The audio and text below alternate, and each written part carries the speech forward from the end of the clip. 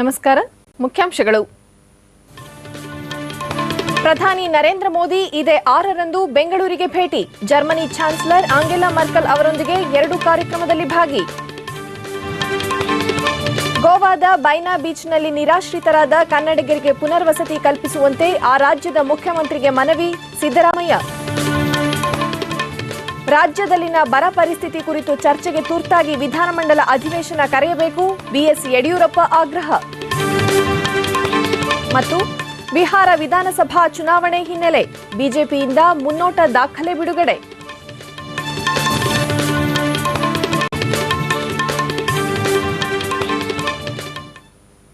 ವಾರ್ತೆಗಳ ವಿವರ. ಪ್ರಧಾನಿ ನರೇಂದ್ರ ಮೋದಿ ಹಾಗೂ ಜರ್ಮನಿಯ ಚಾನ್ಸಲರ್ ಆಂಗೆಲಾ ಮರ್ಕಲ್ ಇದೇ 6ರಂದು ಬೆಂಗಳೂರಿನಲ್ಲಿ ನಡೆಯಲಿರುವ 2 ಕಾರ್ಯಕ್ರಮಗಳಲ್ಲಿ ಪಾಲ್ಗೊಳ್ಳಲಿದ್ದಾರೆ. ಉಭಯ ನಾಯಕರು ಆಡುಗೋಡಿಯಲ್ಲಿರುವ ಬಾಷ್ ಕಾರ್ಖಾನೆಗೆ ಭೇಟಿ ನೀಡಲಿದ್ದು, ಬಳಿಕ ನಾಸ್ಕಾಂ ಆಯೋಜಿಸಿರುವ ಸಮಾರಂಭದಲ್ಲಿ ಪಾಲ್ಗೊಳ್ಳಲಿದ್ದಾರೆ. ಐಬಿಎಸ್ಎಫ್ ವಿಶ್ವ ಬಿಲಿಯರ್ಡ್ಸ್ ಚಾಂಪಿಯನ್ ಬೆಂಗಳೂರಿನ ಪಂಕಜ್ ಅಡ್ವಾಣಿ ದೆಹಲಿಯಲ್ಲಿಂದು ಪ್ರಧಾನಿ ನರೇಂದ್ರ ಮೋದಿ ಅವರನ್ನು ಭೇಟಿ ಮಾಡಿದರು. ಇತ್ತೀಚೆಗಷ್ಟೇ 14ನೇ ಬಾರಿಗೆ ವಿಶ್ವ ಪ್ರಶಸ್ತಿ ಗೆದ್ದ ಪಂಕಜ್ ಅಡ್ವಾಣಿ ಅವರನ್ನು ಪ್ರಧಾನಿ ಅಭಿನಂದಿಸಿ ಶುಭ ಹಾರೈಸಿದರು.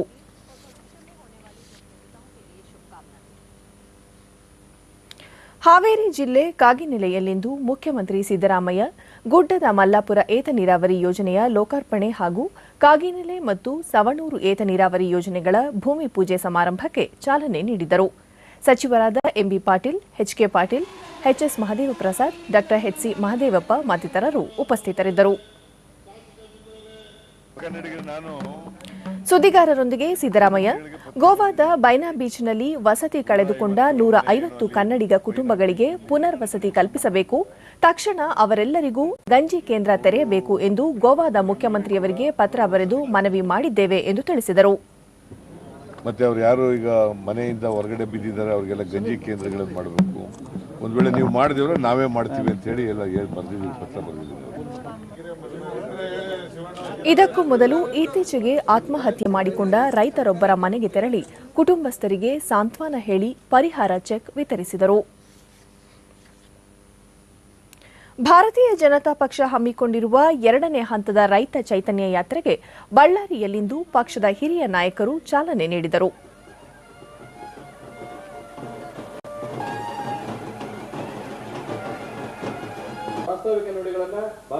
ಪಕ್ಷದ ರಾಷ್ಟ್ರೀಯ ಉಪಾಧ್ಯಕ್ಷ ಬಿಎಸ್ ಯಡಿಯೂರಪ್ಪ ರಾಜ್ಯದ ಬರಗಾಲ ಪರಿಸ್ಥಿತಿ ಕುರಿತು ಚರ್ಚಿಸಲು ತುರ್ತಾಗಿ ವಿಧಾನಮಂಡಲ ಅಧಿವೇಶನ ಕರೆಯಬೇಕು ಎಂದು ಒತ್ತಾಯಿಸಿದರು.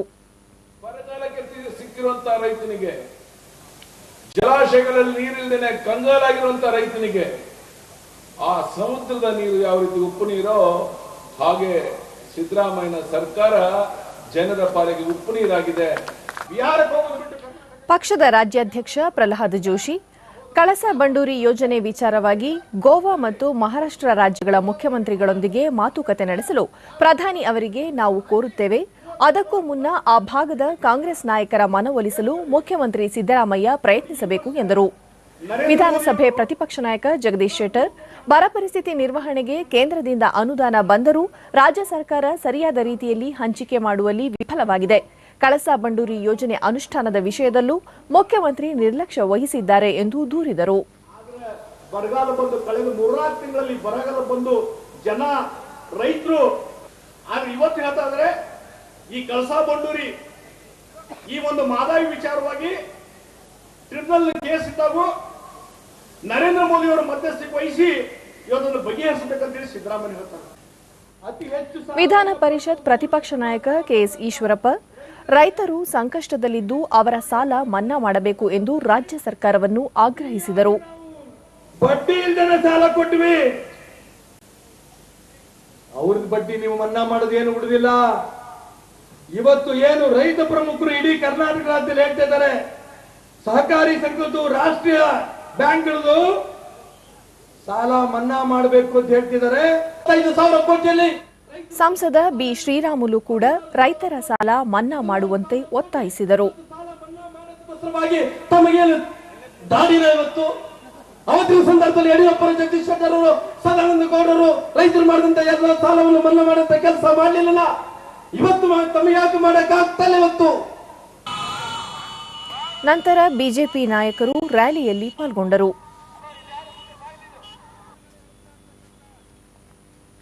ಇಂದು ಅಂತಾರಾಷ್ಟ್ರೀಯ ಹಿರಿಯ ನಾಗರಿಕರ ದಿನ. ಈ ಸಂದರ್ಭದಲ್ಲಿ ದೆಹಲಿಯ ವಿಜ್ಞಾನ ಭವನದಲ್ಲಿ ಏರ್ಪಡಿಸಿದ್ದ ಸಮಾರಂಭದಲ್ಲಿ ರಾಷ್ಟ್ರಪತಿ ಪ್ರಣಬ್ ಮುಖರ್ಜಿ ಆಯ್ದ ಹಿರಿಯರಿಗೆ ವಯೋಶ್ರೇಷ್ಠ ರಾಷ್ಟ್ರೀಯ ಸಮ್ಮಾನ್ ಪ್ರದಾನ ಮಾಡಿದರು. ಹಿರಿಯ ನಾಗರಿಕರಿಗೆ ಉತ್ತಮ ಸೌಲಭ್ಯಗಳನ್ನು ಕಲ್ಪಿಸಿರುವುದಕ್ಕಾಗಿ ಉಡುಪಿ ಜಿಲ್ಲಾ ಪಂಚಾಯಿತಿಗೆ ರಾಷ್ಟ್ರೀಯ ಪ್ರಶಸ್ತಿ ನೀಡಲಾಯಿತು.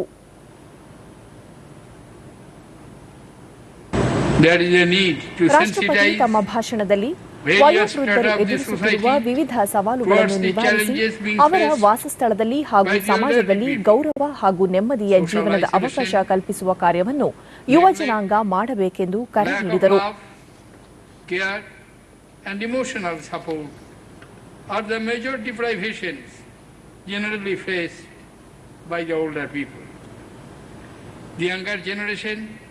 must be willing to give more respect, love and care to the elderly, not only in their own family, but also in the society at large. ಅಂತಾರಾಷ್ಟ್ರೀಯ ಹಿರಿಯ ನಾಗರಿಕರ ದಿನದ ಅಂಗವಾಗಿ ಬೆಂಗಳೂರಿನಲ್ಲಿಂದು ನಡೆದ ವಿಶೇಷ ಕಾರ್ಯಕ್ರಮದಲ್ಲಿ ಕನ್ನಡ ಮತ್ತು ಸಂಸ್ಕೃತಿ ಸಚಿವೆ ಉಮಾಶ್ರೀ ಹಿರಿಯ ನಾಗರಿಕರ ಸಮಸ್ಯೆಗಳು ಯಶಸ್ವಿ ಸ್ಪಂದನೆಗಳ ಸಂಕಲನ ಕಿರುಹೊತ್ತಿಗೆ ಬಿಡುಗಡೆ ಮಾಡಿ ವಿವಿಧ ಕ್ಷೇತ್ರಗಳಲ್ಲಿ ಸಾಧನೆ ಮಾಡಿದ ಹಿರಿಯ ನಾಗರಿಕರನ್ನು ಸನ್ಮಾನಿಸಿದರು.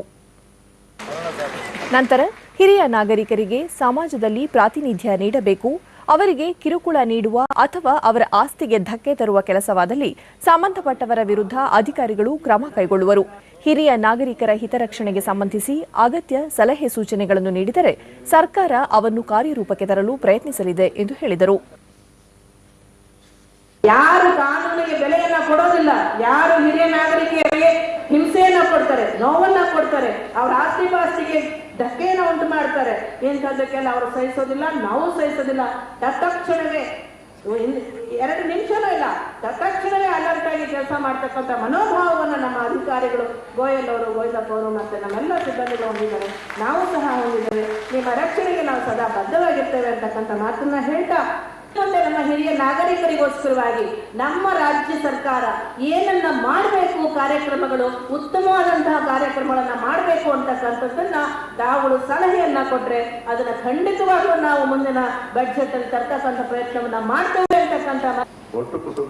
ಸಾರಿಗೆ ಸಚಿವ ರಾಮಲಿಂಗಾರೆಡ್ಡಿ, ಇಂದು ಹಿರಿಯ ನಾಗರಿಕರನ್ನು ಗೌರವಿಸುವುದು ಕಡಿಮೆಯಾಗುತ್ತಿದೆ. ಆ ನಿಟ್ಟಿನಲ್ಲಿ ಹಿರಿಯ ನಾಗರಿಕರಿಗೆ ವಿಶೇಷ ಹಕ್ಕು ನೀಡಲು ಕಾನೂನು ರಚನೆಯಾಗಬೇಕು ಎಂದರು. ಇದರ ಜನರ ಮನೋಭಾವನೆ ನಾವು ಬದಲಾಗಬೇಕು. ನಮ್ಮ ದೇಶದಲ್ಲಿ ಕಾನೂನುಗಳು ನಾವು ಮಾಡ್ತೀವಿ, ಅಂದರೆ ಕಾನೂನು ಮಾಡದೆ ಹೋಗಲಿ.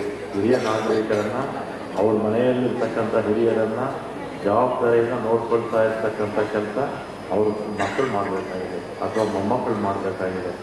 ಮತ್ತು ಮೊಮ್ಮಕ್ಕಳು ಮತ್ತು ಮಕ್ಕಳು ಅವರು ಕೂಡ ತಿಳ್ಕೋಬೇಕು, ನಾವು ಕೂಡ ಒಂದಲ್ಲ ಒಂದು ದಿನಕ್ಕೆ ನಾವು ವಯಸ್ಸಾಗುತ್ತೆ ನಮಗೂ ಅನ್ನೋದನ್ನು ಅವರು ಅರ್ಥ ಮಾಡ್ಕೋಬೇಕು. ಅದು ಅರ್ಥ ಮಾಡ್ಕೊಂಡಾಗ ಮಾತ್ರ ಇದು ಸಾಧ್ಯ ಆಗುತ್ತೆ.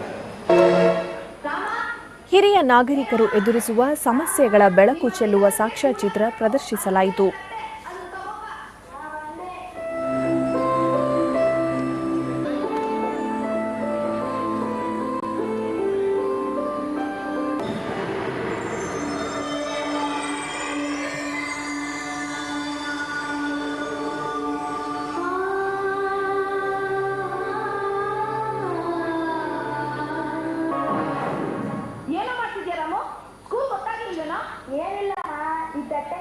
ತೆಗೆದಿಟ್ಟಿದ್ದೀನಿ, ಮುಂದೆ ನಿಮಗೂ ವಯಸ್ಸನ್ನು ನಿಜ ಕಟ್ಟೆ ಊಟ ಬೇಕಲ್ಲಮ್ಮ.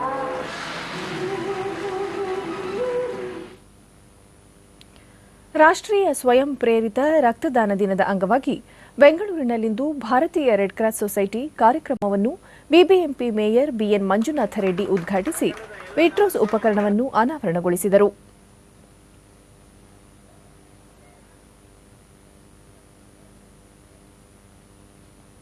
ಬಳಿಕ ರೆಡ್ ಕ್ರಾಸ್ ಸಂಸ್ಥೆ ಹಲವು ವರ್ಷಗಳಿಂದ ಬಡಜನರ ಸೇವೆಯಲ್ಲಿ ತೊಡಗಿದೆ.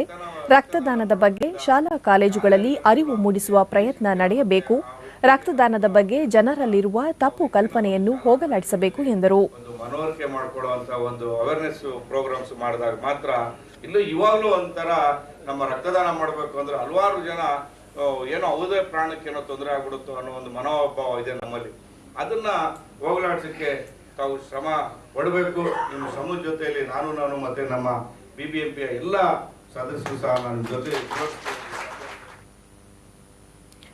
ಮಂಡ್ಯ ಜಿಲ್ಲೆಯ ಮಧುಚಂದ್ರ ಮತ್ತು ಜ್ಯೋತಿ ದಂಪತಿ ಹಲವು ಬಾರಿ ಸ್ವಯಂ ಪ್ರೇರಿತರಾಗಿ ರಕ್ತದಾನ ಮಾಡಿ ಇತರರಿಗೆ ಸ್ಫೂರ್ತಿಯಾಗಿದ್ದಾರೆ. ಮಧುಚಂದ್ರ ಅವರು ಇದುವರೆಗೆ 99 ಬಾರಿ ಹಾಗೂ ಅವರ ಪತ್ನಿ ಜ್ಯೋತಿ 17 ಬಾರಿ ರಕ್ತದಾನ ಮಾಡಿ ಹಲವರ ಪ್ರಾಣ ಉಳಿಸಿದ್ದಾರೆ. ಇವರ ಸೇವೆಗೆ ಹಲವು ಪುರಸ್ಕಾರಗಳು ದೊರೆತಿವೆ. ವೃತ್ತಿಯಲ್ಲಿ ಛಾಯಾಗ್ರಾಹಕರಾಗಿರುವ ಮಧುಚಂದ್ರ ದೂರದರ್ಶನದೊಂದಿಗೆ 1987ರಿಂದ ರಕ್ತದಾನ ಮಾಡುತ್ತಿದ್ದು ಇದು ಆರೋಗ್ಯಕ್ಕೆ ಸಹಕಾರಿ ಎಂದರು.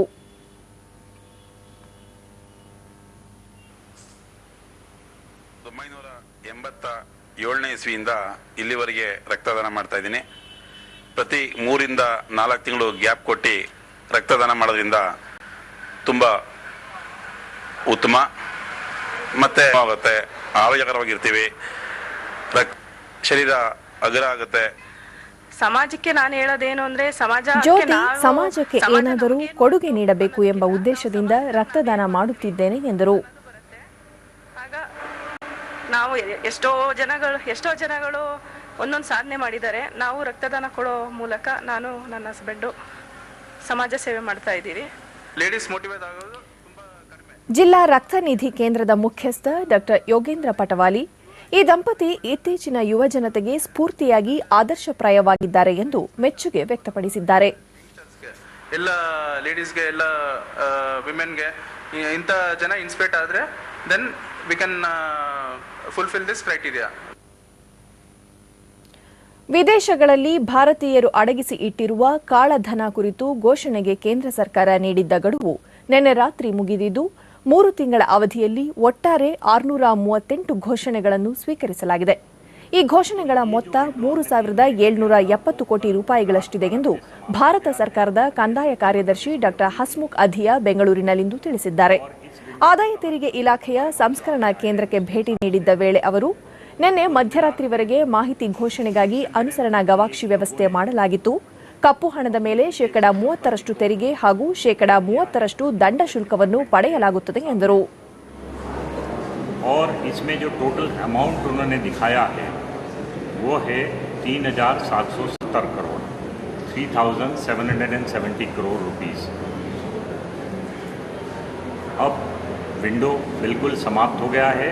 हमने पहले से ही बताया था कि हम विंडो को और ज़्यादा देर तक खुले रखने वाले नहीं हैं. हम इसको एक्सटेंड नहीं करने वाले हैं. सरकार ने इसको एक्सटेंड नहीं किया है. विंडो अब समाप्त हो चुका है. ಕೇಂದ್ರೀಯ ನೇರ ತೆರಿಗೆ ಮಂಡಳಿ ಅಧ್ಯಕ್ಷೆ ಅನಿತಾ ಕಪೂರ್ ಯಾವುದೇ ವ್ಯಕ್ತಿ ವಿದೇಶದಲ್ಲಿನ ತಮ್ಮ ಹೂಡಿಕೆ ಅಥವಾ ಆಸ್ತಿಪಾಸ್ತಿ ಬಗ್ಗೆ ವಿವರಣೆ ನೀಡದಿರುವುದು ಗಮನಕ್ಕೆ ಬಂದಲ್ಲಿ ಕಾನೂನು ರೀತಿಯ ಕ್ರಮ ಕೈಗೊಳ್ಳಬೇಕಾಗುತ್ತದೆ. ಕನಿಷ್ಠ 10 ವರ್ಷ ಕಾರಾಗೃಹ ಶಿಕ್ಷೆಗೆ ಒಳಗಾಗಬೇಕಾಗುತ್ತದೆ. ಅಲ್ಲದೆ ಆ ಕಾಳಧನದ ಮೇಲೆ 30% ತೆರಿಗೆ ಜೊತೆಗೆ 3 ಪಟ್ಟು ಹೆಚ್ಚುವರಿ ಅಂದರೆ 90% ದಂಡ ಶುಲ್ಕ ಕೂಡ ವಿಧಿಸಲಾಗುವುದು ಎಂದರು. प्रोसिक्यूशन होगा. प्रोसिक्यूशन में 10 साल तक की सज़ा हो सकती है. और एक एडिशनल मेजर है कि PMLA एक्ट में ಬಿಹಾರ ವಿಧಾನಸಭಾ ಚುನಾವಣೆ ಹಿನ್ನೆಲೆಯಲ್ಲಿ ಭಾರತೀಯ ಜನತಾ ಪಕ್ಷದ ಮುನ್ನೋಟ ದಾಖಲೆಯನ್ನು ಪಾಟ್ನಾದಲ್ಲಿಂದು ಬಿಜೆಪಿ ಹಿರಿಯ ನಾಯಕ ಹಾಗೂ ಕೇಂದ್ರ ಹಣಕಾಸು ಸಚಿವ ಅರುಣ್ ಜೇಟ್ಲಿ ಬಿಡುಗಡೆ ಮಾಡಿದರು. ಕೇಂದ್ರ ಸಚಿವ ಹಾಗೂ ಪಕ್ಷದ ನಾಯಕ ಅನಂತ್ ಕುಮಾರ್ ಈ ಸಂದರ್ಭದಲ್ಲಿ ಉಪಸ್ಥಿತರಿದ್ದರು.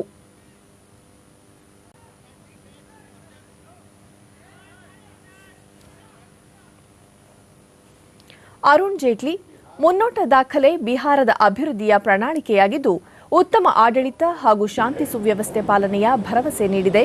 ಕಳೆದ 6 ದಶಕಗಳಲ್ಲಿ ಹಿಂದಿನ ಆರ್ಜೆಡಿ, ಕಾಂಗ್ರೆಸ್, ಜೆಡಿಯು ಸರ್ಕಾರಗಳ ಆಡಳಿತ ಕಾಲದಲ್ಲಿ ರಾಜ್ಯ ಆರ್ಥಿಕವಾಗಿ ಹಿಂದೆ ಉಳಿದಿದ್ದು ಅಂಥ ಸ್ಥಿತಿಯಿಂದ ರಾಜ್ಯವನ್ನು ಹೊರತಂದು ಅಭಿವೃದ್ಧಿಪಡಿಸುವುದೇ ಮುಖ್ಯ ಗುರಿಯಾಗಿದೆ ಎಂದು ಹೇಳಿದರು. ಈ ಮಧ್ಯೆ ಈ ತಿಂಗಳ 28ರಂದು ನಡೆಯಲಿರುವ 3ನೇ ಹಂತದ ಚುನಾವಣೆಗೆ ಇಂದು ಅಧಿಸೂಚನೆ ಹೊರಡಿಸಲಾಗಿದೆ. ಈ ಹಂತದಲ್ಲಿ 6 ಜಿಲ್ಲೆಗಳ 50 ಕ್ಷೇತ್ರಗಳಲ್ಲಿ ಮತದಾನ ನಡೆಯಲಿದೆ ಎಂದರು. ಕೇಂದ್ರ ಸರ್ಕಾರದ ಮಹತ್ವಾಕಾಂಕ್ಷಿ ಸ್ವಚ್ಛ ಭಾರತ ಅಭಿಯಾನದ ವರ್ಷಾಚರಣೆ ಅಂಗವಾಗಿ ಉತ್ತರ ಕನ್ನಡ ಜಿಲ್ಲೆ ಮುರುಡೇಶ್ವರದಲ್ಲಿಂದು ವಿವಿಧ ಸಂಘಟನೆಗಳಿಂದ ಸ್ವಚ್ಛತಾ ಕಾರ್ಯಕ್ರಮ ಹಮ್ಮಿಕೊಳ್ಳಲಾಗಿತ್ತು. 500ಕ್ಕೂ ಹೆಚ್ಚು ಮಹಿಳೆಯರು ನಗರದ ಬೀದಿ ಬದಿಗಳಲ್ಲಿ ಕಸ ತೆಗೆದು ಸ್ವಚ್ಛಗೊಳಿಸಿದರು.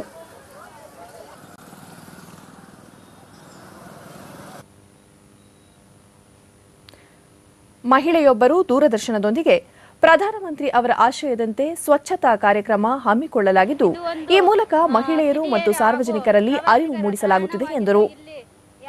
ಮಹಿಳೆಯರಿಗೆ ಮತ್ತು ಇಲ್ಲಿನ ಸಾರ್ವಜನಿಕರಿಗೆ ಸ್ವಚ್ಛತೆಯ ಅರಿವನ್ನು ಮೂಡಿಸಿ ಇಲ್ಲಿ ಸ್ವಚ್ಛತೆ ಹೇಗೆ ಅನ್ನು ಕಾಪಾಡಿಕೊಳ್ಳುತ್ತಾರೋ ಹಾಗೆ ನಮ್ಮ ಆರೋಗ್ಯವನ್ನು ಕಾಪಾಡಿಕೊಳ್ಳುವುದರ ಬಗ್ಗೆ ಅರಿವನ್ನು ಮೂಡಿಸಿ ನಮ್ಮ ಗಾಂಧೀಜಿಯವರು ಲಯನ್ಸ್ ಕ್ಲಬ್ ಅಧ್ಯಕ್ಷ ಡಾ IR ಭಟ್ ಗಾಂಧೀಜಿಯವರ ಚಿಂತನೆಯಾದ ಸ್ವಚ್ಛ ಭಾರತ ಯೋಜನೆಯನ್ನು ಕೇಂದ್ರ ಸರ್ಕಾರ ಜಾರಿಗೊಳಿಸಿದ್ದು, ಮುಂದಿನ 5 ವರ್ಷಗಳಲ್ಲಿ ಭಾರತ ಪರಿಪೂರ್ಣ ಸ್ವಚ್ಛತೆ ಕಾಣಲಿ ಎಂದು ಅಭಿಪ್ರಾಯಪಟ್ಟರು. ಕಲಿಸಿದ್ದಾರೆ. ಹೋದ ವರ್ಷದಿಂದ ಕೇಂದ್ರ ಸರ್ಕಾರ ಅದರ ಬಗ್ಗೆ ಗಾಂಧಿ ಜಯಂತಿಯ ದಿವಸ ಅದನ್ನು ಬಹಳ ಬೆಂಗಳೂರಿನಲ್ಲಿಂದು ನೈಋತ್ಯ ರೈಲ್ವೆ ವತಿಯಿಂದ ಸ್ವಚ್ಛ ಭಾರತ ಅಭಿಯಾನ ಜಾಥಾ ನಡೆಯಿತು. ಜಾಥಾದಲ್ಲಿ ರೈಲ್ವೆ ಇಲಾಖೆಯ ಅಧಿಕಾರಿಗಳು, ನೌಕರರು ಭಾಗವಹಿಸಿ ಸ್ವಚ್ಛತೆಯ ಬಗ್ಗೆ ಜಾಗೃತಿ ಮೂಡಿಸಿದರು.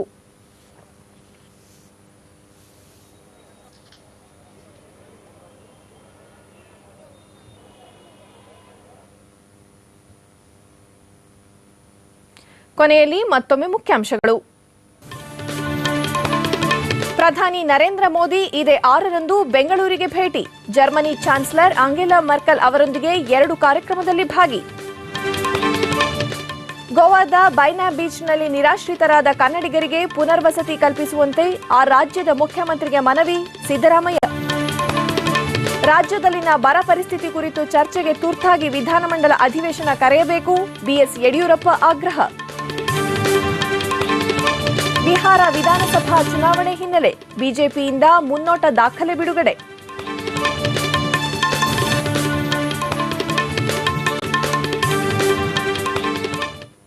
ಇಲ್ಲಿಗೆ ಇಂದಿನ ವಾರ್ತಾ ಪ್ರಸಾರ ಮುಕ್ತಾಯವಾಯಿತು.